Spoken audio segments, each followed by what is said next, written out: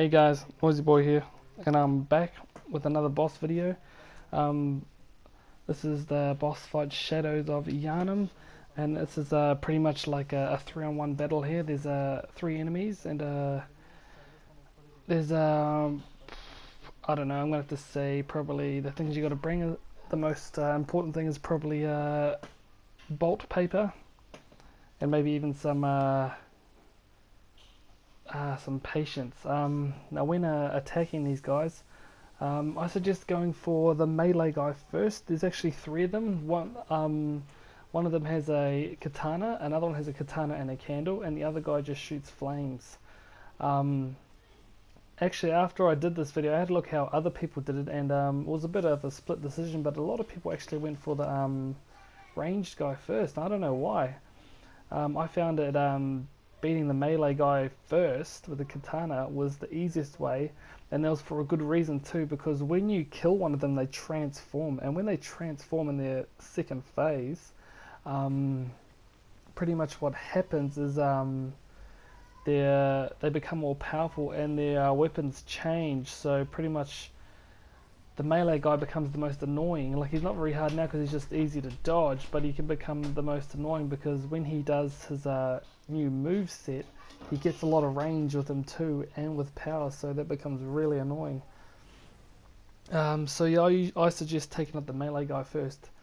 Now, dodging becomes a big part of this game, and doing these interrupting visceral attacks too, because he winds up his attack, it's easy to read.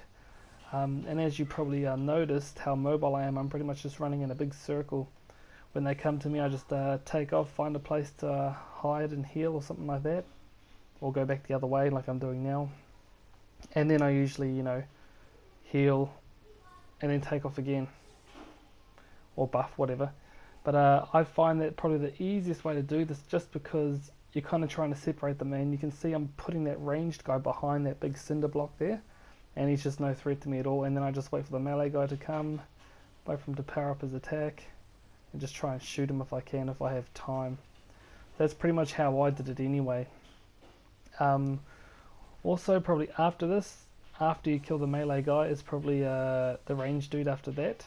You'll probably notice that when you get them down to a certain amount of life, they'll start just standing there and changing, going into their second phase.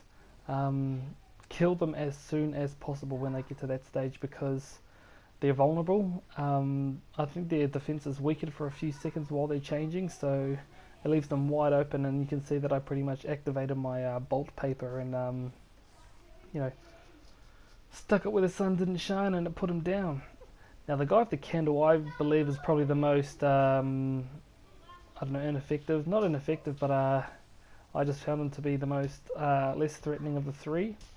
Obviously the melee guy can hurt you real bad with his new transformed attacks, but this ranged guy is just the fact that you have to keep running around after or running away from him because of his attacks keeps you mobile.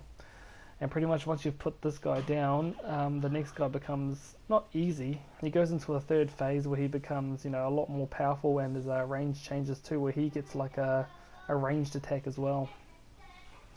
But once you can take this guy out, there's 2 ways you can either beat him just by dodging him or drawing him in, bait him in for his fire attacks, or you can just visceral attack him or something like that.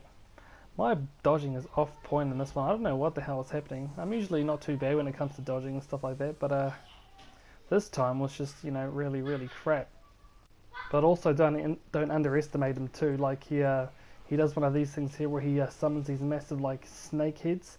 They're pretty easy to dodge. They're pretty they're not too bad. As soon as he summons them, you can either hit them once or twice and then get out, and you still have time to get away. So that attack there is what you got to watch out for when you see it coming. Try not to get greedy too. Like, as you can see there, I try to go for 3 or 4 hits, and then he just gets punished in the end. So, like I said before, if he does ever go for that attack, it's an easy 1 or 2 hit. Leaves him wide open. And when he does that range attack too, you could just move out of the way. You can either just step to the side or just step out of range. It's pretty easy. So pretty much once you get to this point, it actually gets quite easy. So, like I said, don't underestimate him.